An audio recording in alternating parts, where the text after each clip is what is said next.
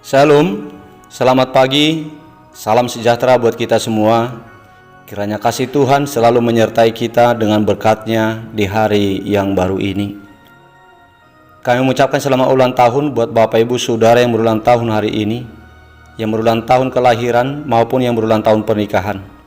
Semoga kasih Tuhan selalu menyertai perjalanan hidup saudara. Kiranya Tuhan memberikan umur yang panjang, memberikan kesehatan dan sukacita buat saudara. Untuk Bapak Ibu Saudara yang sedang menderita sakit, kami turut mendoakan kiranya Tuhan memberikan kesembuhan kepada saudara. Demikian juga buat Bapak Ibu Saudara yang sedang mengalami pergumulan hidup, tetaplah semangat berpengharapan serta berserah diri kepada Tuhan. Kiranya kuasa Tuhan turut bekerja untuk memulihkan keadaan kehidupan saudara. Bapak Ibu Saudara yang dikasihi Tuhan Yesus Kristus, sebelum kita mendengarkan firman Tuhan renungan hari ini, marilah kita terlebih dahulu memuji Tuhan kita dengan menyanyikan Bukuende nomor 752 ayat 1.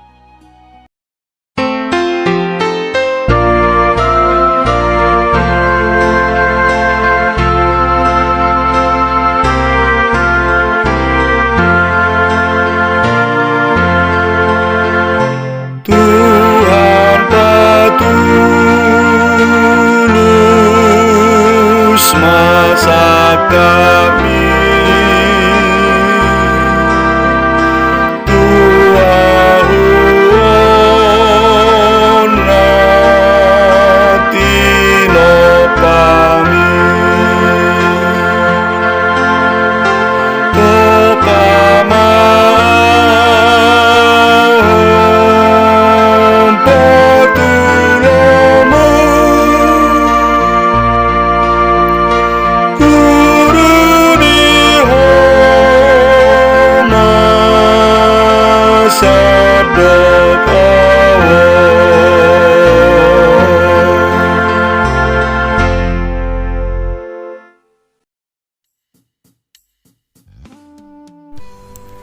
kasih karunia dan damai sejahtera dari Allah Bapa kita dan dari Tuhan Yesus Kristus menyertai saudara.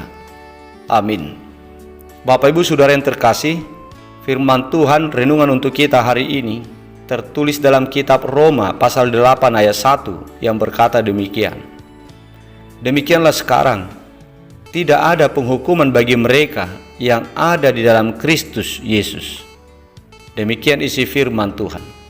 Bapak Ibu Saudara yang dikasihi oleh Tuhan Yesus Kristus, pada awalnya hukum Taurat beserta konsekuensinya telah diperhadapkan oleh Tuhan Allah kepada seluruh umat manusia untuk dituruti, untuk ditaati. Apabila umat manusia mampu di dalam hidupnya melakukan tuntutan hukum Taurat dengan sempurna, maka manusia itu akan luput dari hukuman Allah. Tetapi jika tidak kuat melakukan tuntutan hukum Taurat karena kedagingannya, maka manusia itu akan menerima hukuman dari Tuhan Allah. Itulah konsekuensi yang telah ditetapkan oleh Allah sejak semula kepada umat manusia pada saat pemberian hukum Taurat. Namun secara kenyataan, di dalam perjalanan hidup seluruh umat manusia, semua manusia itu tidak berdaya menuruti seluruh tuntutan hukum Taurat itu. Oleh tuntutan kedagingannya, dan manusia itu telah melanggar hukum Taurat. Sehingga dengan kenyataan yang seperti itu, tentu seluruh umat manusia itu akan menerima hukuman dari Allah. Sebab hukum Taurat yang diberikan oleh Allah yang tadinya bertujuan untuk menuntun hidup umat manusia supaya selamat, sudah tidak berdaya lagi untuk memberikan keselamatan karena kelemahan umat manusia oleh kedagingannya. Setelah berada pada keadaan yang sudah seperti itu, yaitu pada keadaan di mana hukum Taurat sudah tidak mungkin lagi bisa menyelamatkan umat manusia yang sudah melakukan pelanggaran itu, maka Allah mengutus anaknya Tuhan Yesus dalam daging yang serupa dengan daging yang dikuasai dosa karena dosa, supaya di dalam pengorbanan Tuhan Yesus itu Allah telah menjatuhkan hukuman atas dosa di dalam daging, sehingga setiap umat manusia yang tadinya akan dihukum oleh Allah menjadi selamat, menjadi bebas dari hukuman itu. Sebab lewat jalan pengutusan putranya yang tunggal, Yesus Kristus, dalam rupa manusia yang berdosa, untuk memikul hukuman karena dosa manusia di kayu salib, seluruh umat manusia yang ada di dalam Kristus tidak akan lagi menerima hukuman dari Allah. Tidak ada lagi penghukuman bagi orang yang ada di dalam Kristus. Jadi setiap orang yang hidup dalam Kristus, setiap orang yang telah menjadi pengikut Kristus, maka start awal hidupnya telah diluputkan dari hukuman karena dosa asalinya. Sebab dengan menjadi orang yang hidup dalam Kristus, hidupnya telah disucikan oleh darah pengorbanan Kristus.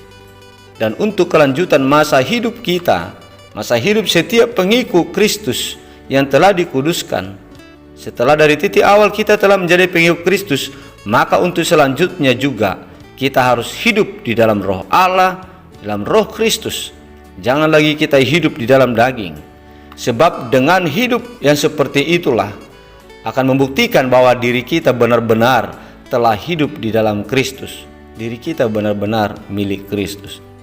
Apabila kita sudah menjadi milik Kristus dengan hidup di dalam roh Kristus, maka hukuman Allah kepada kita tidak ada lagi, sehingga kita akan beroleh keselamatan yang kekal. Oleh sebab itu, Bapak Ibu Saudara jemaat Tuhan, marilah kita tetap menjadi pengikut Kristus yang setia sepanjang hidup kita, dan hiduplah di dalam roh Tuhan, di dalam roh Kristus. Janganlah lagi kita memberikan diri kita hidup menurut daging, sebab kita sudah mengetahui kemalangan apa yang diakibatkan oleh hidup yang menuruti keinginan daging, yaitu penderitaan, kekelaman hidup yang kekal. Hendaknya lah masing-masing kita berjuang untuk hidup di dalam roh Tuhan selama dalam perjalanan hidup kita di dunia ini.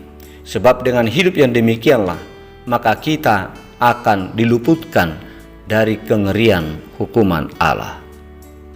Amin. Marilah kita berdoa.